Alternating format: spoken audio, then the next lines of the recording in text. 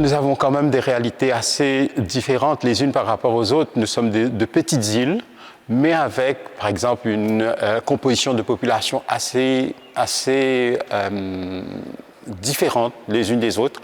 Par exemple, à Maurice, la question de la mission se pose tout à fait différemment qu'aux Seychelles, par exemple, parce que la composition de la population, on est par exemple à 70% de population composée d'hindous et de musulmans, et que de 25% de chrétiens, alors qu'aux Seychelles, c'est quasiment 100% de la population qui est chrétienne. Et Rodrigue, pareil, ils sont à peu près à 90% de la population qui est chrétienne, et catholique notamment. Et aux Comores, c'est que les musulmans et les chrétiens qui sont aux Comores, ce sont les expatriés français notamment, vers qui la mission est tournée. Par exemple, pour Maurice, que je connais le mieux, depuis quelques années, nous essayons d'avoir une attention particulière en direction des hommes. Les hommes qui, jusqu'à tout récemment, étaient très absents de nos assemblées.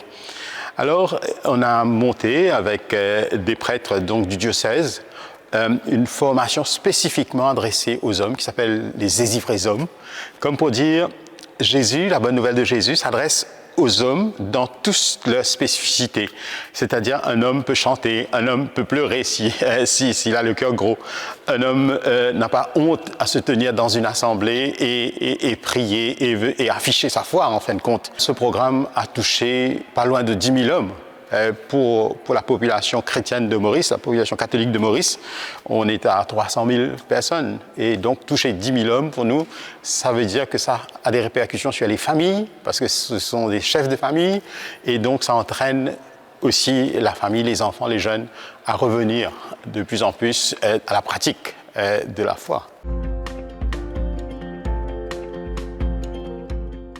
Les défis sont quand même différents. Par rapport aux îles. Pour Maurice, c'est essentiellement comment mieux annoncer Jésus dans une situation culturelle assez compliquée. Parce que comment annoncer Jésus tout en ne pas être taxé de prosélytiste, mais en même temps, en ne pas esquivant la question d'annoncer Jésus.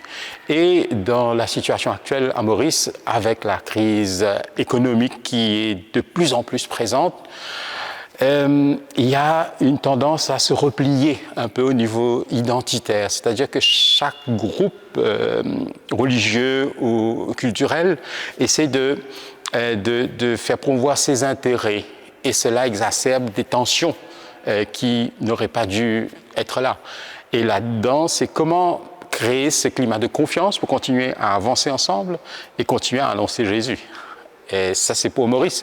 Mais pour, par exemple, les Seychelles, où le matérialisme a pris un ampleur extraordinaire, comment permettre aux personnes de continuer à vivre leur foi et surtout à vivre les sacrements comme l'Église l'entend, et surtout comment ramener les personnes de plus en plus vers la foi, ou plutôt comment les rejoindre dans leur réalité de vie, je veux dire dans les loisirs, dans les lieux de travail, dans le domaine de la santé, de l'éducation, etc.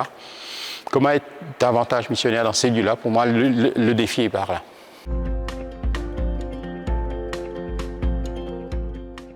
Je crois qu'être témoin nous renvoie à notre baptême, parce que être baptisé, c'est accueillir la joie de savoir aimer de Dieu et de partager cette joie, de partager cet amour autour de soi. Être témoin, c'est essentiellement savoir qu'on est aimé et partager cet amour là où on vit, dans son travail, à l'école, dans ses loisirs, etc., dans sa famille.